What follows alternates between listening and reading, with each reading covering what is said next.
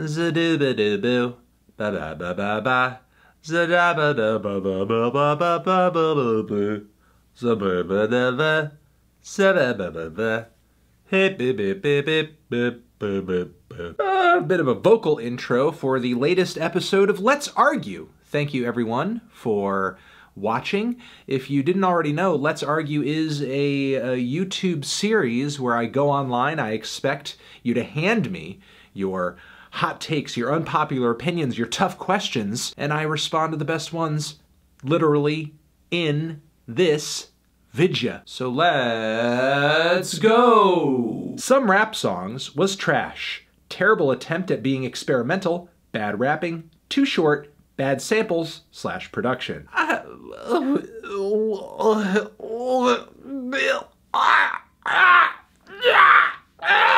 do I deal with this? So Some Rap Songs, terrible attempt at being experimental, and yet there aren't a whole lot of rap projects out there that sound like it. So I don't know, I think based on the merits of it sounding pretty unique alone, I think that would kind of justify its experimental, qualities. Not that something being unique automatically means it's good, but most experiments in music are embarked upon to break new ground, discover something new. And considering how distinctly surreal and depressive Some Rap Songs is, I think you could legitimately call that record experimental. Yeah, it's a little short. It's kind of short, but so is Kids See Ghosts. I don't think something being short inherently means it's bad. I guess, is it short at the sacrifice of song development, of entertainment value, of emotional potency? And honestly, I think for that project being as short as it is, it hits pretty hard. Not in an aggressive way, it's more like a BAM! You're sad now! The production as well is pretty dope on that record. I wouldn't say it's rickety or thrown together or anything like that. Sure, it's a little lo-fi, it's kind of messy, but that's certainly intentional, and the execution of that messiness is certainly skilled. And finally, with the bad rapping, Earl has been spitting rhymes in this very weary, forlorn, depressive, somewhat monotone style for a while now, at least to a degree on most of his projects. I mean, maybe you're not happy to hear it take over his style and his delivery entirely on this new record. And not to insinuate Earl emotionally is getting worse and that he's just a really sad, depressive guy all the time. I just think he wanted to focus on those emotions and maybe get some catharsis out of that process on this record. Maybe it led to some kind of low-key rapping on this album, sure, but I wouldn't say it's bad merely by virtue of the fact that he effectively communicated those emotions pretty well. The old man from Up is a coward for tying balloons to his house, and flying away from his problems. Running never solves anything. Also, he endangered a little boy. I guess there's a grain of truth to what you're saying here, but the dude from Up wasn't really running away from his problems as much as he was, I guess, trying to fulfill the promises that he had made with his significant other in their relationship, that they're going to go on adventures and do all this cool stuff and so on and so forth, and life just, I guess, kind of caught up with them and prevented all of that from happening. And now he was, and I'm not saying this is healthy or anything, trying to fill that void or make up for that because it was just like a missed opportunity. I don't think he was running away from his problems as much as he was dealing with a necessary step in the mourning process in a way that could only be explored in a cartoon. What you think he was running away from, I don't know, and it's not like he consciously force this kid to come with him on his flying house. That was not a part of the plan. And once your house is up in the air flying, I don't think he had much of a, a plan B to get it down and sort of, turn the house back around and put the kid back. So I don't vibe with this tweet. I disagree. Although I do appreciate that this has made me reflect on how much I enjoy the movie Up. Your inability to review the 855 new Little B the Bass God tracks means you are no longer worthy of the title World's Busiest Music Nerd. Well, that is untrue for a couple of different reasons. One, I would advocate that I am still the busiest music nerd, because I'm too goddamn busy to review that goddamn mixtape. And secondly, you can't really say I'm not the internet's busiest music nerd based on the criteria of not having reviewed that mixtape, because if I'm not the internet's busiest music nerd, who is? Who is replacing me in that position? Is it someone who's reviewed the 855 song mixtape? No. Because to my knowledge, nobody has done a thoughtful, substantive, and adequate review of that mixtape. Maybe you could argue that whoever does do that, and this is a bit of a challenge here, is actually the internet's busiest music nerd, but then after reviewing that mixtape, they would have to start reviewing other things to stay busy. Busyness and being busy is not just something you attain once and you have it, it's a state of being. I do look forward to some of the viewers of this video attempting their own review of this Little B mixtape, where not only they go over most of the songs throughout this project, but also explain the artistic significance of this project within the greater Little B discography. Brazilian music is often overlooked and mainly referred as being only bossa nova and samba, but in reality its influence goes from Mutantes influencing Nirvana and the Tropicalia influencing Talking Heads, to Brazilian funk influencing the likes of Beyoncé and Diplo. This is absolutely true. But I think that just kind of goes to show exactly how shallow the American mainstream's understanding and coverage of music outside American borders and really just outside of the borders of English-speaking countries is. Because yeah, while the understanding of Brazilian music, it's kind of shallow to the average American, to the average person in the American music industry, I would argue it's even shallower when you're talking about music coming out of, I don't know, let's say Turkey or Iran or Russia. I think the only Russian music act making noise over here in the US at the moment is Little Big, and before that, Tattoo? So, I don't know, at least some Americans can name genres that the Brazilian music scene has specialized in over the years.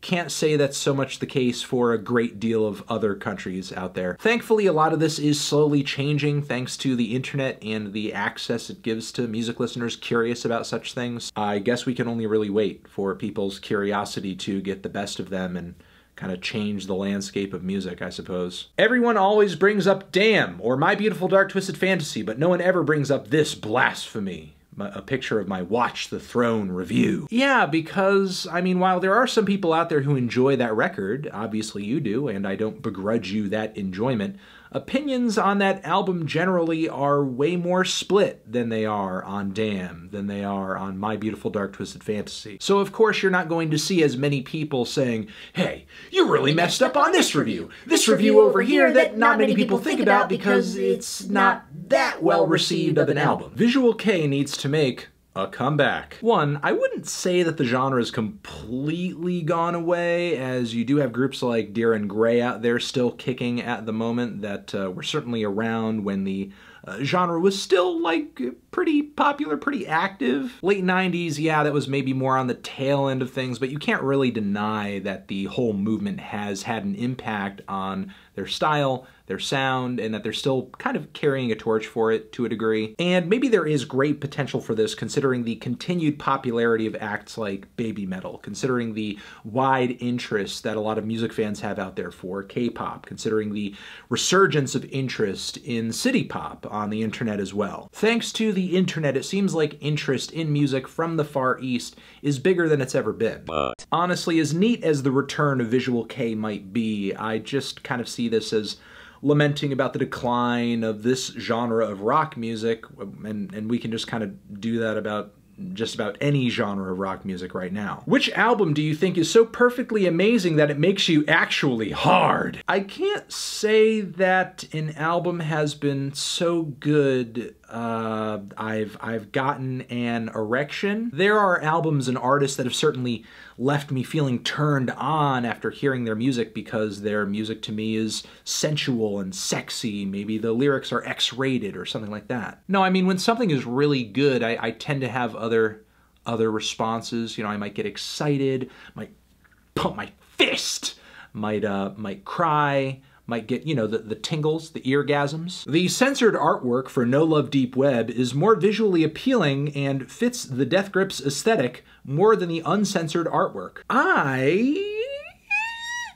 agree. However, I feel like it only works if you have seen the penis cover at least once. Like, once you've seen the penis cover, then the censored cover, like, makes sense and is kind of cool. And the reason it fits in with Death Grips aesthetic is that the cutout of the penis is just like so plain and obvious and half-assed. It's like, well, if we're gonna censor this, we're gonna do it in the most basic and simple and whatever way possible. We're just like literally going to block it out in black and bam, that's it. Your not bad videos are worse than low score reviews since there is no rating to compare it to and because your conclusion is spoiled by the title. Not bad? Not bad videos? Are you for real right now? You know, sure, maybe the title to a degree does spoil the review, but so does the red flannel. So does the yellow flannel. And there are some projects out there that I think, you know, you should just come out and say it. You should just come out and say it.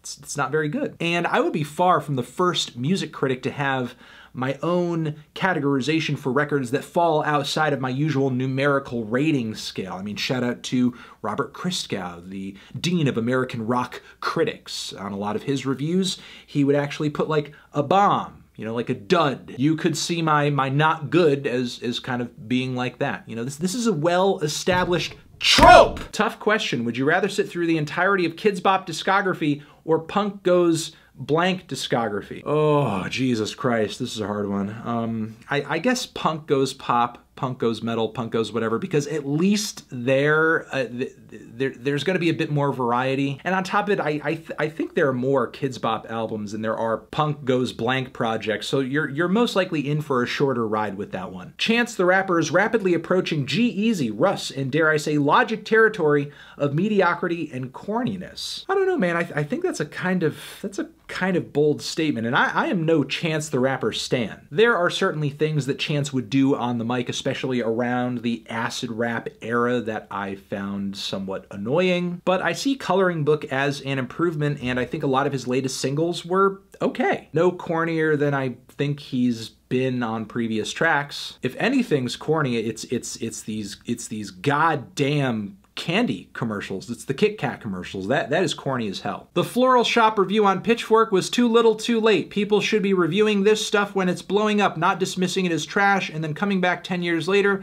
I think they learned from their mistakes with mumble rap, but VW didn't really get its due. Look, it's tempting to step in here and like, you know, diss and dunk on Pitchfork and say, oh man, they didn't appreciate Vaporwave like they should have.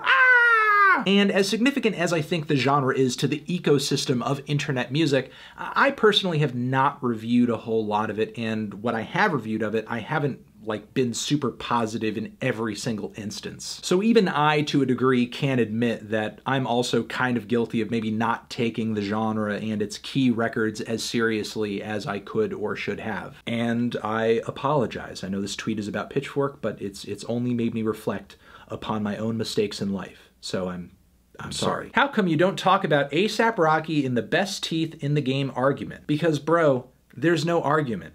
I got the best teeth in the game. There's no argument. We have Anderson .Paak over here laying claim to having the best teeth in the game, but as of right now, I'm not beefing with Anderson .Paak anymore. Right now, my sights are set on, I am beefing with Slowthai. He has come out on Twitter and he has said he has the best teeth in the game. And while, yeah, Anderson .Paak, when he said it and when he did it, it was kind of messed up, but Slowthai, I'm not going to take that shit from him. So frankly, A$AP Rocky, look, he's got good teeth. And Anderson .Paak, I will let it slide with Anderson .Paak, okay? It's sliding, it's slid. But that is only because I have to take the time to correct this egregious misstatement on the record that Slowthai has better teeth than me. He does not. Watch out for me, bro.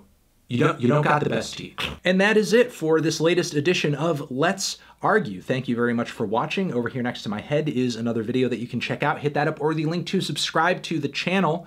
Anthony Fantano, Let's Argue forever.